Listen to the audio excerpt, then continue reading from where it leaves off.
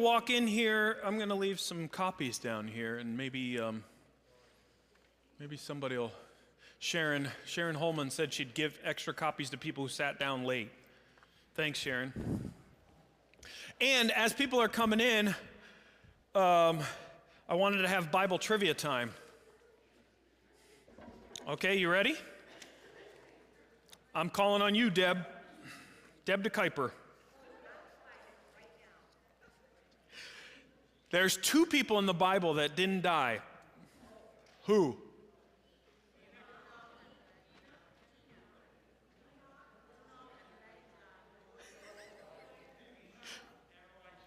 Enoch and Elijah. Deb de Kuiper was supposed to get that, though.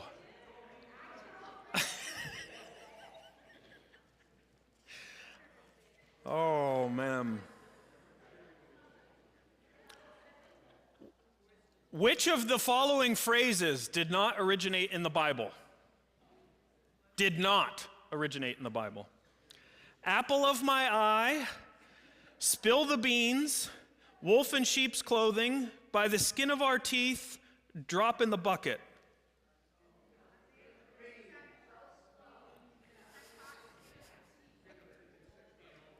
I'm not going to do it again just because you're old. I mean, what? Jan Kelly says it was the second one. What do other people?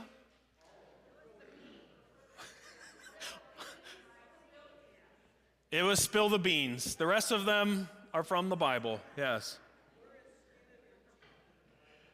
By the skin of our teeth, Job 19, verse 20. Definitely not in the Bible. Okay. What's the longest book in terms of words, not chapters?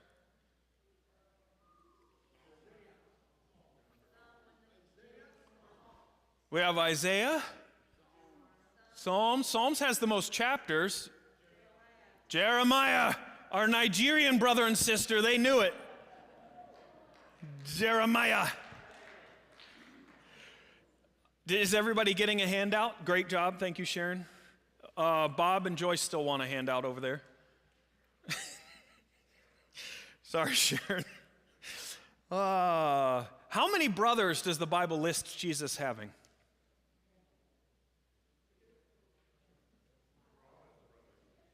We're all his brothers, except for the sisters. That was cute. What? No? A little higher. 4, yeah. 4. Lists 4 brothers. I can't remember what chapter that is in Matthew, but, oh no, it's Matthew 13. Yeah, Tayo knows. Tayo has his Bible memorized. Okay. You want one more? No. What's the only miracle that's in all 4 Gospels? Good job, Joyce. Feeding of the 5,000, which will come up pretty soon in John chapter 6 when we get into that. Okay. Which book actually consists of 5 separate books? Psalms, yeah. Did you know that Psalms has 5 different books? So the last verse of Psalm 41 and the last verse of Psalm 72 and the last verse of Psalm 105 or something like that and the last verse of another one. The last verse of Psalm 89 and 106, those are all actually the last verse of the book that they're a part of, not the last verse of that chapter. Does that make any sense? Okay. Did you get enough Bible trivia? I was just biding my time while some people walked in. So every once in a while, I've done what I've called a State of the Church address, just like whatever, the governor gives a State of the State address and the president gives a State of the Union address. It's not that grandiose, though. And especially this time around, I feel least prepared as ever. Definitely just enjoyed the time off during the Christmas break and enjoyed time with Lucy. Very sad to watch her go off this morning. We dropped her at the airport at 5:30 this morning. So that was sad.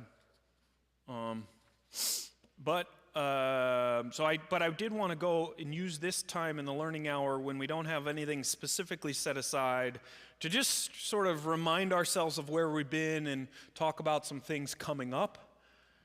And the last learning hour that I did on December the 21st, I used some questions that are on that one side of the page, reflecting on life at church. And we also did this as a staff.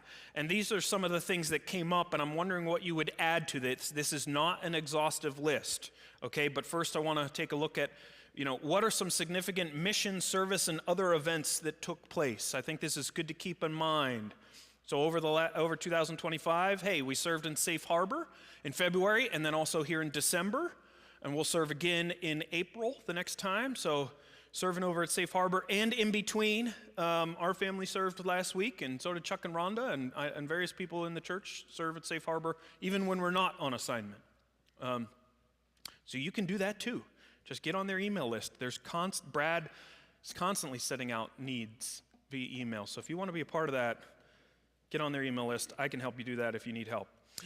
Community Garden really launched this past summer, right? We did some things in September, 2 Septembers ago, in October to really get it ready, but then last summer it really launched in earnest, and I see a number of people who are sitting here who are a key part of that, so thank you for being a part of that, and so that was a big thing that was taking place. Community Meal continues to take place years and years. It's been operating every Thursday night. Mission TC was kind of a unique event this time around, where meaning the youth didn't go somewhere but stayed here in town, and we worked with Freedom Builders on Monday, Crossroads Farm on Tuesday. We did the Young at Heart meal and worked with Thrive on Wednesday. We hung out with Single Mom and served the community meal on Thursday. It was just a great week, and there were over 30 kids that were involved. Some people like Rick and Dave Anderson and some other youth leaders who help with the youth, so that was good. Of course, we had VBS in July, so that Mission TC was in June, VBS in July. We had another set of people, and of course, we supported the same mission partners in VBS that we supported in Mission TC, which was also kind of fun. So the same days even. Monday was about Freedom Builders, and Tuesday, etc. So that was super fun. Yes, we had a group go to World Renew in February to DRS, Disaster Relief Services. And there's another group going again in February this year. We had 6 of us that went to Nepal in November and just tried to encourage the believers there, and we're very encouraged by them and encouraged by what's going on through JAI. We worked with Freedom Builders, Crossroads Farm, Single Mom. We had a couple of events that were trunk or treat, tubing, and cocoa and caroling, where we had intergenerational presence, if not interaction, and tried to have it be a kind of place where you could invite a friend or be a part of something and bless others in the process. So we had those events. Linda Hubble and others started the Saturday Sisters as a fellowship thing. We had the baptisms of Patsy and Jasper.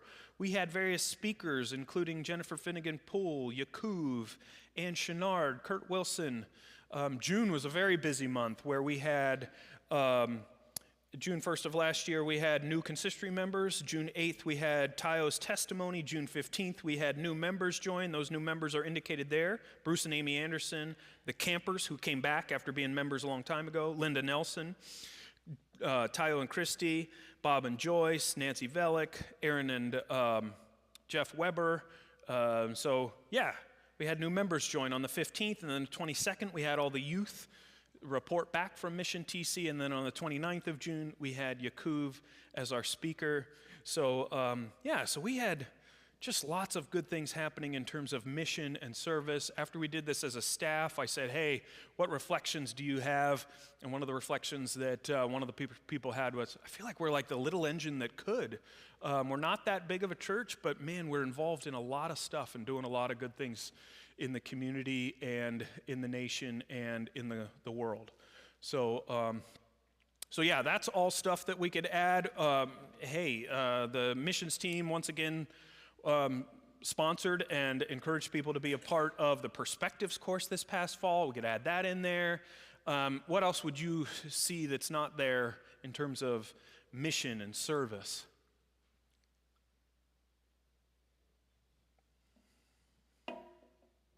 Anything? Bueller?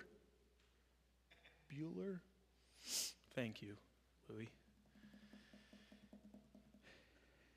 Okay. Well, there were also, we asked what changes took place in the life of the congregation. Vicky retired. We moved our financial bookkeeping over to Intrust. So if you're not aware of that, just hope you are aware of that. So Intrust is helping to keep our books, and some of Vicky's office responsibilities transferred to Tricia, who was on an interim basis, but then eventually took the took the position, which is not a full-time, it's 24 hours a week. So in addition to her Still Shores counseling, she's working in the office. So there was a little bit of a staff transition there. And then, of course, we welcomed Tyler and Christy at the beginning of May this past year.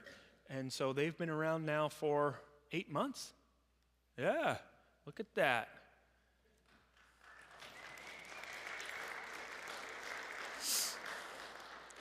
And then next year we can list, what changes took place in the life of the congregation? Well, Tyler and Christy had a baby, right? So if you don't know that, there's a little girl due April 19th. Yep, give it up.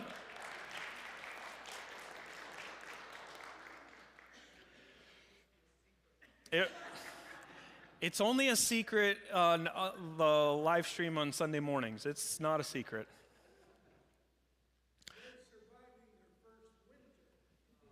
We don't know that they're actually surviving their first winter. John said they're surviving their first winter. Hopefully. They probably need daily encouragement if you want to send it their direction. So yes. We took note of deaths that have taken place. So we had funerals this past year for Edna Stevens, Nancy Stevens, Jerry Fielstra, Len Scott, Rick Pasco. And I apologize if I'm missing something else. I know that we also had a funeral for Linda's sister, Nancy, yep. Nancy Rosema, yep. But I think I'm not forgetting anybody after that. Just so you know, as people who are invested in the life of the congregation, the Rateses and the Van Dykes have departed from our congregation and moved on to other congregations. So that's Rich and Linda Rates and Junior and Sherry Van Dyke, just so you know, if you're wondering why you haven't seen them. And then, yes, new members have come and new attenders. I decided not to list all of them, but some of them are present with us, even like Kim and Aaron. There they are. Not to put you in the spotlight, but there you are. He's pointing you out.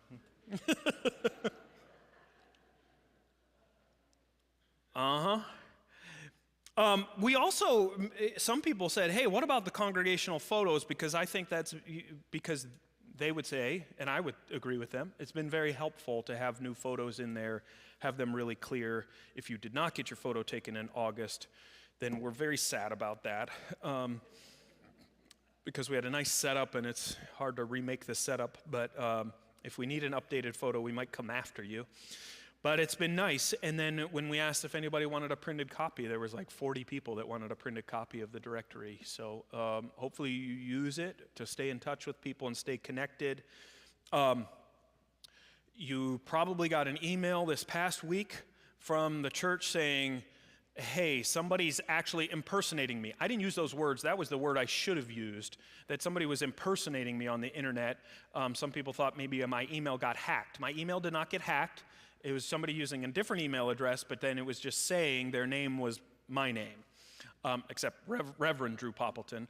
And so I'm sorry if you got one of those emails. Didn't come from me, didn't come from somebody who hacked, came from somebody who was impersonating me, somehow found your email address.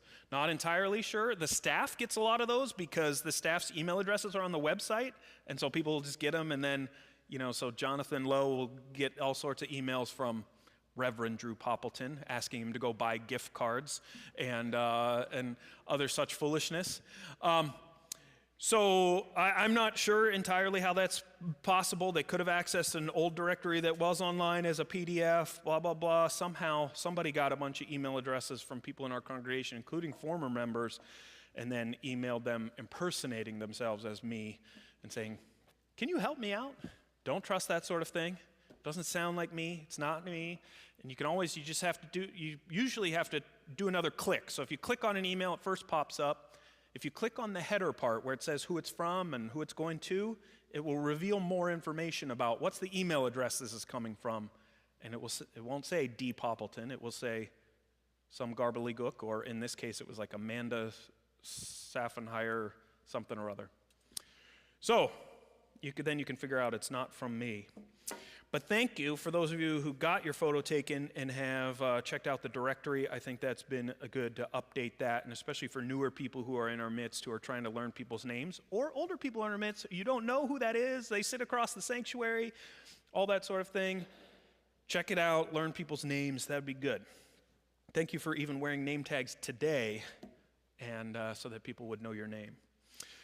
Also, we've had the introduction of the Royals, so the youth leading on the fourth Sunday of every month, which has been very well received. Thank you for,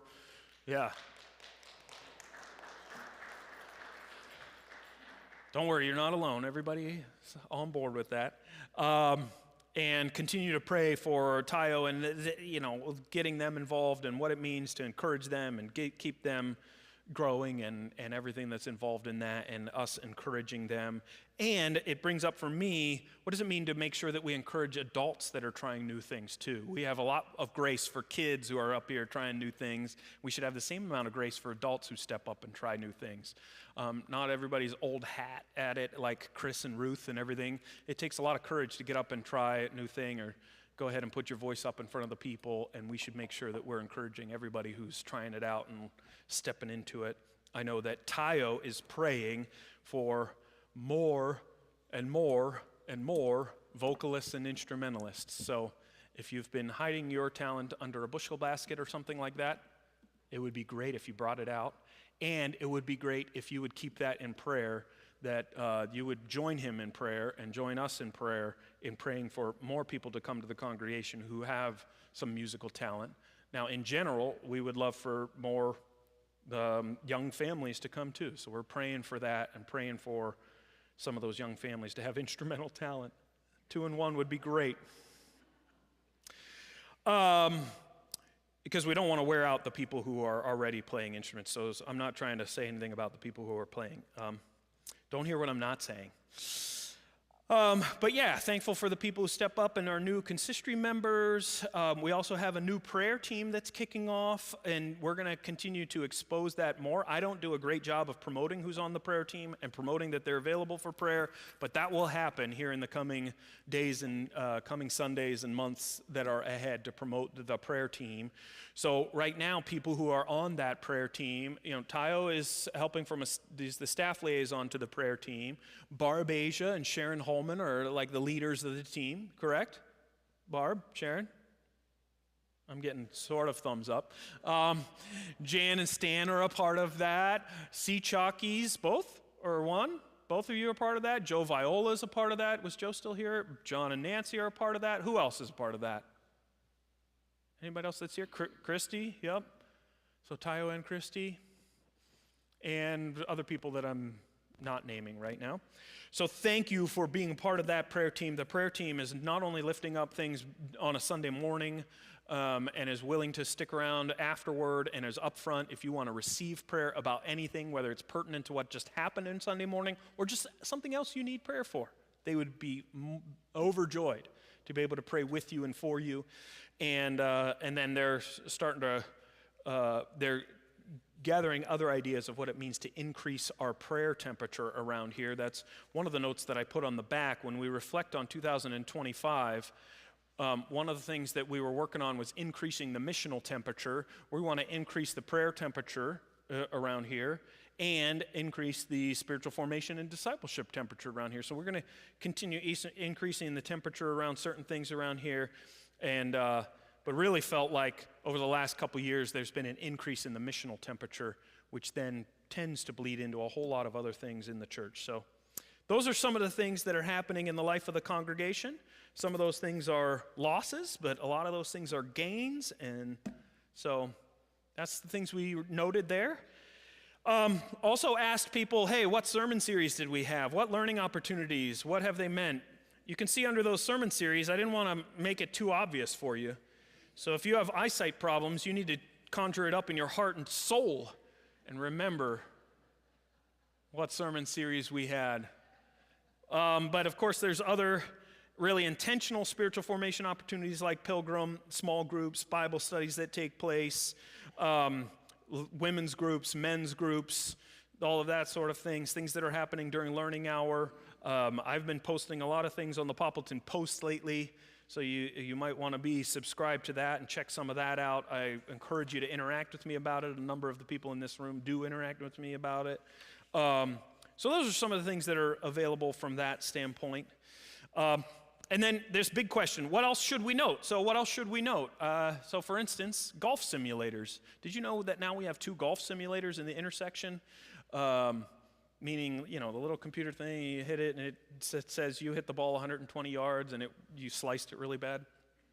Those are over there partially because we have a lot of youth that are interested in that, so it's just a kind of a modern way of we could have lots of games over there, like we do have ping pong, foosball, all that sort of thing. But why not golf? Because a number of those kids are interested, and then we also have people who are golf coaches, like Bruce Anderson, who is very interested in that and interested in what it looks like to have people practice in the winter time, and he would love to help other people figure out how to play golf.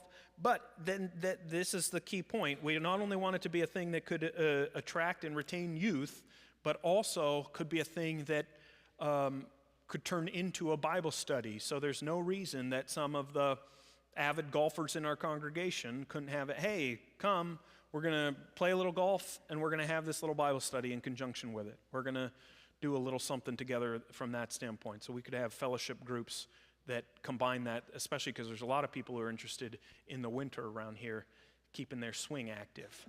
So if you're one of those people, don't hesitate to get involved. A number of those people have already learned how to use the golf simulators from Kurt Wilson. He's been in charge of that project, and he would love to show other people how to use it too, and so let's put it to use. If you're wondering how we paid for that from the Bob Nice funds. If you didn't know, a number of years ago there was a guy who was a part of this church. I'd never met him. He died before I came, named Bob Nice, who left $130,000 for funds that had to be used for youth. We've slowly been using those funds for different projects that involve youth, and in this case, we're using it to purchase these simulators and some of the equipment that goes with it. But we've done all sorts of things with that money, including some of the funds that went into supporting Crossroads Farms and Single Mom and other things last year with the Mission TC trip.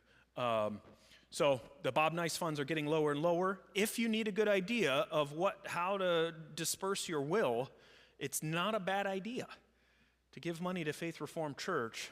And it's not always great if it's earmarked, because then it's like, but earmarked for youth is really great. It's working out well, the Bob Nice funds. That's been really good for us. So if you need an idea and you're planning on dying soon.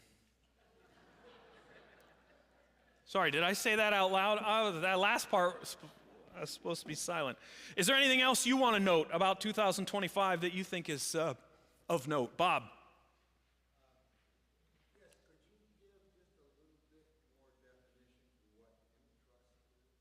Intrust, yeah. Intrust is an accounting firm. It's actually owned by John Sluice.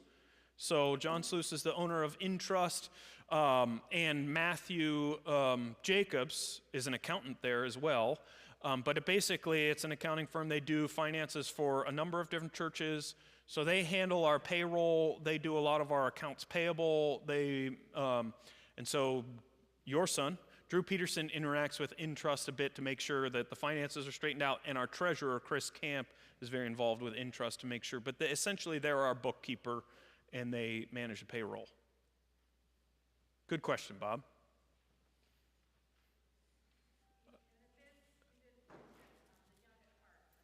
Oh yeah, could have totally been what significant mission service other events took place, all the Young at Heart luncheons. So we try to have 10 of those a year.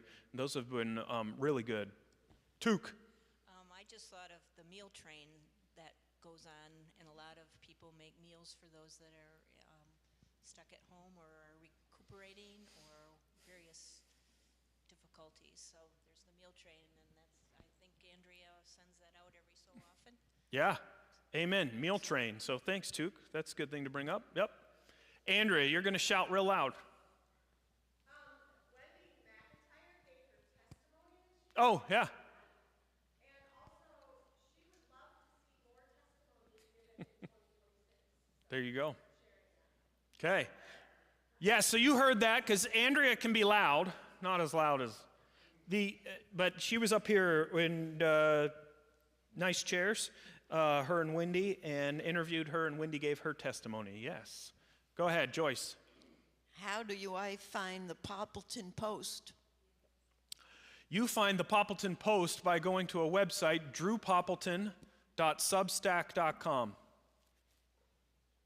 If you go to our website and just look at the staff page and click on my staff page, it's also listed under there. So you could get there through a couple clicks, or you could just type into your browser, drewpoppleton.substack.com. Funeral meals, oh yeah, that's very helpful. Thank you for pointing that out. So each time we've had a funeral, we've had a great group led by Penny Pardini at this point, but a number of you in this room have volunteered for that. That is such a really helpful ministry for the grieving family and everybody else to be able to stick around, have a meal, talk with each other, connect with each other. So thank you for being a part of that. That's a really helpful ministry. And Sunday morning cookies and all the Sunday morning ministries, for sure. Liz? Bundles of Love, coordinated through Love Thy Neighbor. Yeah, Bundles of Love, coordinated through Love Thy Neighbor. So, yeah, thank you for contributing to Bundles of Love, and Took's still running that and making sure that those get all packaged up so that Love Thy Neighbor can distribute those to young moms. Well, college care packages, yeah, are not on here. So, yeah, some of the college students, what'd you say, 14 this past time? 14 college kids?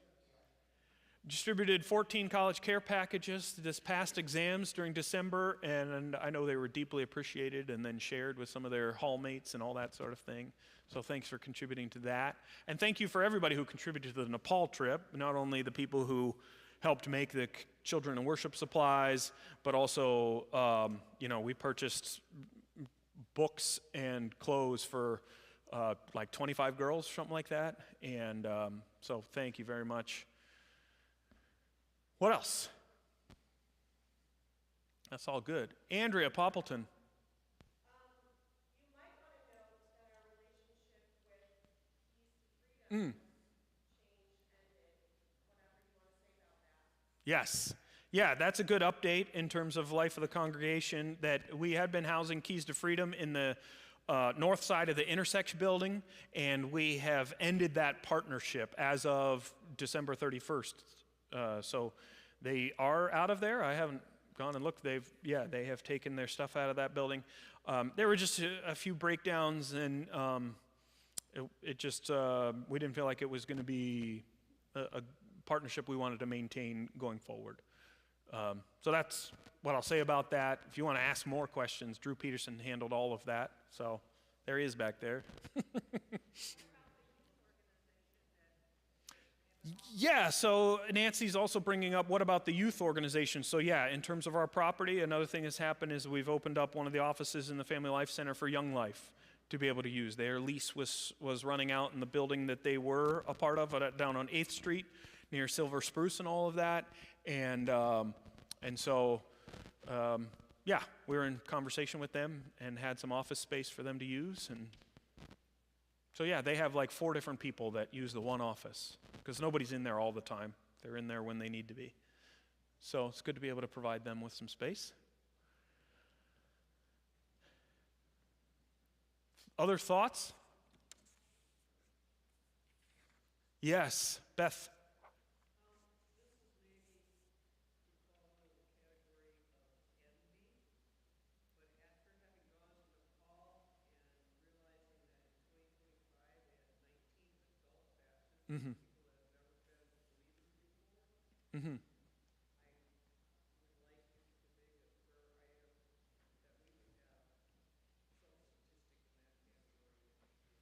Yeah, so she's noting something that's not on here as a lack, having been to Nepal and seeing so many adult baptisms, having more adult baptisms, making it a matter of prayer and hopefully at this time next year being able to look back and say, hey, we've had such and such amount of adult baptisms. So she listed as, hey, this fits under the category of envy, envious of what's happening in the church in Nepal.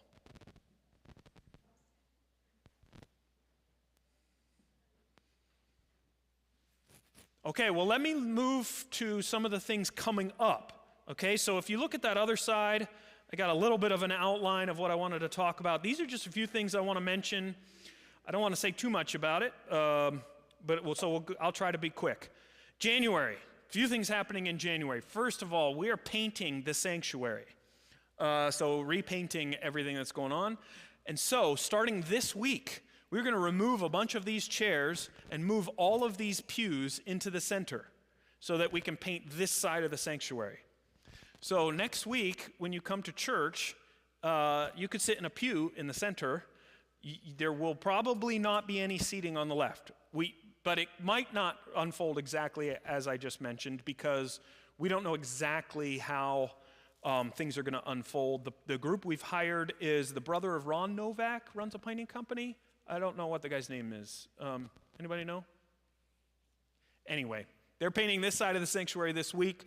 If we can put things back, great. If not, it's not going to happen, and we'll have pews in the center. Then the next week, it'll be this side of the sanctuary, and those pews will be put back, and these pews will be put in the center. And then it'll be the center of the sanctuary, and including the front. So there might be one Sunday when you come in, and there will still be scaffolding up front. So we're just asking you to be your normal, gracious, flexible selves. And try something out, something new. Sit in a new seat. It'll be very hard to sit in a new seat in a new place. But yes, Bob.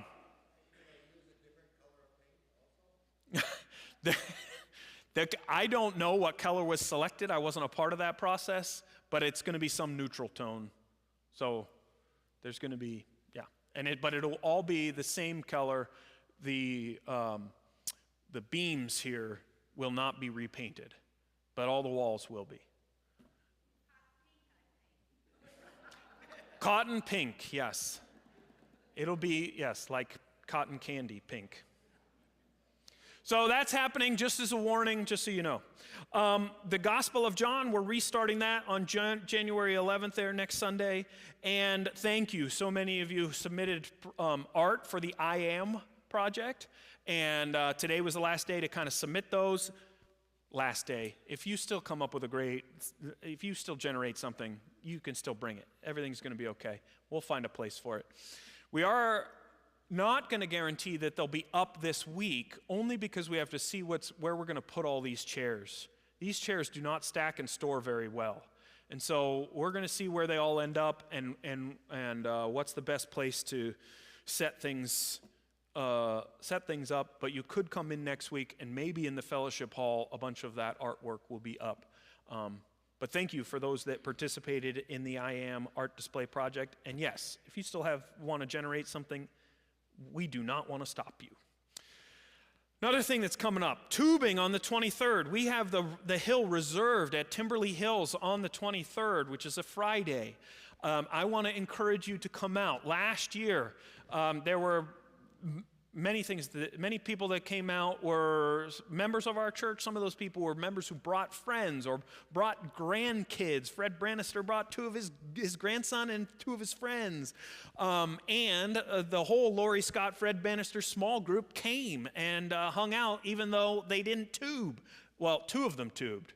Jay Youngflesh tubed. Who else tubed? Gail Kennedy? Gail Kennedy was tubing. Oh, and Chuck and Rhonda. Then, so you never know. You might get out there. Last year, it was raining when it started, and then it froze, and it turned just into a sheet of ice, and we were flying. So that made it a lot of fun. I don't think we'll get that fast. All the worker people there were like, this is the fastest it's gone all season. We were flying. And I had my little thing on, and it was saying 35 miles per hour. So that's not bad on a tube. That won't happen this year. You can tube, Kathleen Brown. You can tube and not break anything. But the moral of the story is you don't have to tube, right? You can come and hang out and have fun in the lodge and hang out. Bring some grandkids, bring some friends, we just want you to get it on your calendar. Don't tell us that we didn't ask you to put it on your calendar. It's been asked, and here I'm just saying it again from up front. Discover Faith is the name of our new members class, and people like Kim and Aaron might be interested in that. We want to offer that. We want to start next week with a Getting to Know Faith luncheon, and then offer Discover Faith starting the 18th. The 18th. So we're going to start another new members class on January the 18th. I want to say something about that next bullet item, spiritual formation for all. So there's another Substack Substack web address, Joyce, kingdomjourney.substack.com. Up till now, I've been posting a few items, not so recently, but for a while I was, posting some things to people who are Pilgrim alumni, people who have been through the Pilgrim spiritual formation process, could sign up for that and check that out. As opposed to my normal Poppleton Post, which has about 150 of the adult members of the congregation are subscribed to that, only about 45 are subscribed to this one. But we're going to start using it with a different purpose in the future, where it's not just going to be for Pilgrim alumni, it's for anybody who's interested in spiritual formation and what it means to continue to grow in Christ. And so we're going to be, and when I say we, Drew Peterson, and Drew Peterson's really leading the charge in this work. Drew Peterson, myself, some other leaders within Kingdom Journey, we're going to be curating content that's going to be posted there 3 Thursdays a month that's going to go out, and it'll give you something to chew on. It could just be a 10-minute conversation. It could be something more than that. The first one's going to go out January 8th, and it is an 11-minute conversation with Mr. Randy Burgess, and you will benefit from listening to it. And soon after that, there's a 30-minute conversation with Eric Woofter and his experience in Pilgrim. Anybody would benefit from listening to some of those conversations. And then when we get into February and March, we're going to start delivering like themes, content, and all that. If you go to kingdomjourney.substack.com and you don't have to subscribe right away, you say no thanks to subscribing right away, it'll go to the latest post that I put there that lays out what we're trying to do. So if you want more information about that, check it out. And what we're hoping why we're doing it 3 Thursdays a month is we want to use the last week, whether Thursday or whatever, the last week of every month, to really draw people together to talk about what got stirred up by the content that gets posted there. So we know that some of the Pilgrim alumni people will be interested. It's just a matter of whether other people will be interested. I think you will be. So that's happening. I also want to say something in advance about what's coming up in February, namely that the population around here, which has not been very many people this past Sunday, December 28th, or this Sunday, but especially it will be dipped down again February because there's a whole group going to disaster relief services with Rural Renew and disaster response services, sorry. And then a whole bunch of people who love to snowbird at that time just get sick of winter by February and go away. So there's nothing wrong when those people aren't around. It just means there will be a few less people around. And so yeah, just putting that out there as just FYI. Also FYI, Safe Harbor. But not until April 4th. The last couple years we've done a week in December and a week in February. This time we're doing a week in December. And because of people traveling in February, we're moving it to April. So April 5th is Easter. So we actually serve the meal that Saturday night, April the 4th, and then serve the meal on Easter night and the whole week after Easter. So if you want to set aside some time or think about helping to lead a meal or be part of a meal, that would be great. And any other volunteer opportunities you want to slip into for Safe Harbor, like I said, you can also sign up for their emails that go out. And then the other matter, I know that a lot of people were asking questions about denominational matters, especially after we gathered the Great Consistory the Sunday before Thanksgiving. And so I just wanted to give a little update around that. The question, just so everybody knows, the question that was put before the consistory, the Great Consistory, was, hey, the current consistory would like some advice. That's the purpose of calling together the Great Consistory. The Great Consistory is all the people who ever served on consistory. We trust that there's some wisdom in that group because they've been elected to those kinds of offices. And we put a question before them that was said, hey, now I'm not going to get the question exactly correct, but somebody can correct me. But it was essentially, at this time, should we reevaluate our relationship with the RCA? So we've been a part of a denomination called the Reformed Church in America, and a lot of things there's been a lot of unrest in the RCA the last couple years, and so we wanted to put that question before them. One of the big things that came out of that was that there was not necessarily consensus, and there was this big question from a lot of people. It's really hard to consider some other denomination outside of the RCA unless we know specifically what it is. So it's one thing to say, should we leave the RCA? It's another thing to say, but where are we going? And so people wanted much more information about where we might head. So the current consistory, the next project was to work on, okay, if we left, here's a positive, intentional, purposeful move, and here's why we would do that. And that's the next step that needs to be taken, is actually not just present why we might leave, but why we might go and where we might go in terms of a new denomination. So that's what has progressed about that. There was also a desire among Great Consistory and Consistory members to put together kind of like a frequently asked questions kind of list, commonly asked questions for the rest of the people in the congregation, that questions that you might have. Including questions like, hey, at any point would we lose our property to the denomination? The answer to that is no. There's a 0.001% chance that could happen, but pretty much not. But there's other questions that people have, like what do our assessments currently go toward? What are the current good things happening in the RCA? What are the things that are happening that should alarm us? This sort of thing. So I just wanted to give you an update that we're going to publish more material. We're going to be a little bit more, transparent, say more about it. That's why I'm saying more about it now. And I want to make sure that one thing is also clear. Some people think the main issue at stake has everything to do with human sexuality. And it is true that human sexuality is an issue within the Reformed Church in America, just as it's an issue in a lot of denominations.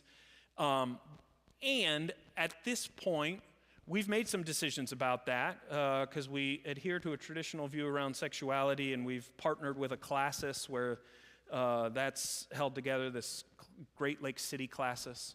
All of the churches in northern Michigan now partner with the Great Lake City classis. So there's some things resolved around that, but not permanently resolved. But the bigger reason that it's come up as an issue right now is that we never were permanently settled about, should we just stay with this classis or leave the RCA or not? Feels like we've got 1 foot in, 1 foot out. And in the meantime, it's not just about sexuality. The denomination has experienced a ton of unrest such that it is a fraction of what it used to be. Right? The normal Sunday attendance at Reformed Church in America is essentially 1/3 of what it was 5 years ago. And that's because a number of churches have left and gone to other denominations, et cetera, et cetera.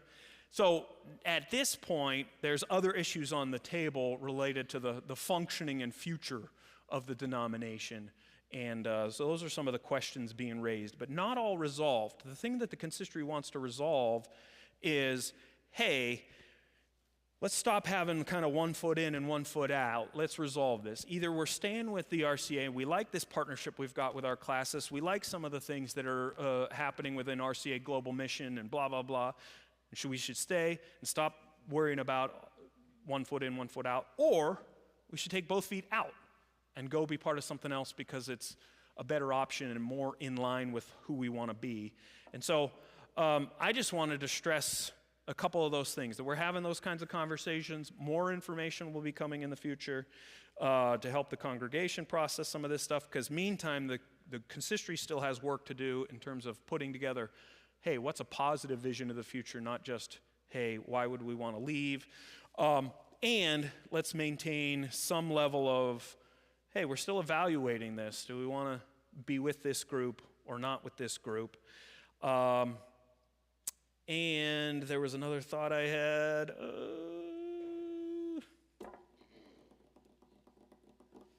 Yes, I can't remember, but we're going to publish some of those commonly asked questions. But Dave has more. He's the vice president of consistory. He'll correct me.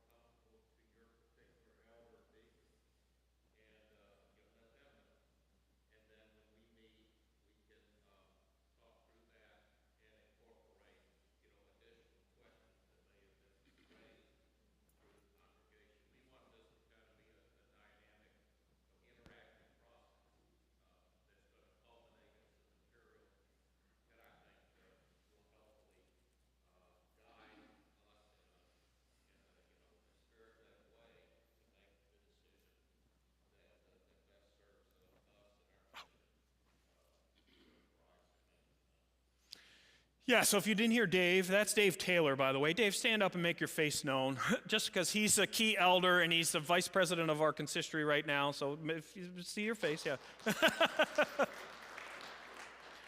Dave's doing a good job of serving the congregation, whether you see his work or not, so know that. And he was just bringing up that if a question comes up for you, we know a lot of the common questions, because that's what makes them known, is that they're common. So one of the questions is, hey, how would it affect our relationship with our RCA missionaries if we left the RCA? So we have some answers to that kind of question. So we've got some answers to different questions. The thing that I remembered that I wanted to say is, for me, and I don't know if this is, I'm not speaking on behalf of the consistory here, I'm speaking on behalf of me. For me, the biggest thing that I want out of this process of determining who we should be partnered with in terms of a denomination is what provides the most continuity with who we are.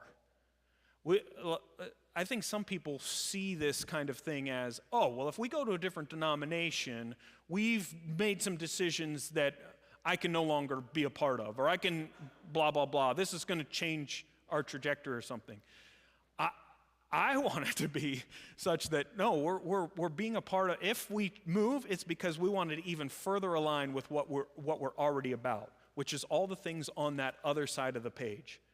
That if we're all about these types of mission and service projects, and if we're about this kind of spiritual formation and development of disciples, and this is the kind of group of people we want, and there's some things that are obstacles in our current setting, and there's some things that are going to really help us achieve that in some other setting, maybe that's why.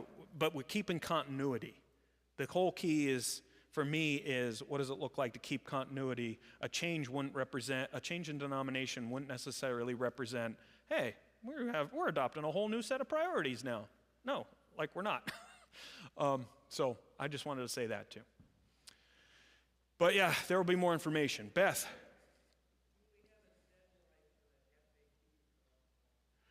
No, we need to establish a deadline and timelines for such things. Do we want to state a date right now?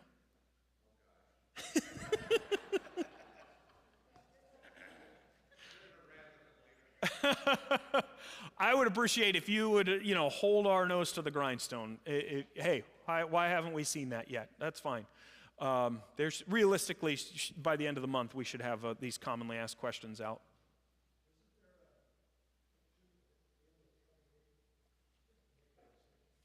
Yeah, so that would be another question that would be on this commonly asked question. So Jay was alluding to, hey, isn't there something we would have to make a decision by 2028? In our denomination right now, there's this sort of open window for generous separation, meaning, hey, nobody's going to stop you from going if your congregation decides to go. Whereas it used to be the case that some denominational powers could stop a congregation from doing certain things, including not letting them go with their property. Our classis has already decided no matter what, you can go with your property, regardless of what the big denominational thing decides. But there's an open window right now where everybody in the denomination is supposed to agree to these sort of generous perspectives of separation, generous separation, and that open window is to June 2028. So that all that means is that, hey, in June 2028, the rules might change, and it might be harder to leave, or you might have to pay for your property when you leave. Might. Like I'm saying, all the authority rests at the classis level, and our classis already decided we're not going to do that. So we're not too much worried about that window. We just need to resolve it as a congregation. We need to move on. We need to figure out we're either in or out. None of this 1 foot in, 1 foot out. Any other immediate questions? Otherwise, I would just urge patience in terms of us putting stuff out, but also a sense of holding us accountable to putting stuff out. And, continue to be involved in what our church is all about. Like, hey, go, be a part of World Renew. Hey, sign up for Safe Harbor that's coming up. Hey, pray for these things that we're praying about. Pray for adult baptisms and new families to come in and instrumentalists to come in. And, be a part of your small group or your women's Bible study or whatever it happens to be. Be a part of things, including taking down Christmas decorations in a moment. Okay? Lord, we lift up the future of our congregation to you. You're the head of the church, and we want to serve you and glorify you. May it be so. And all your people say, amen. Thanks, y'all. And if you can stick around, Linda Hubbold and Tayo and myself, we would love for your help.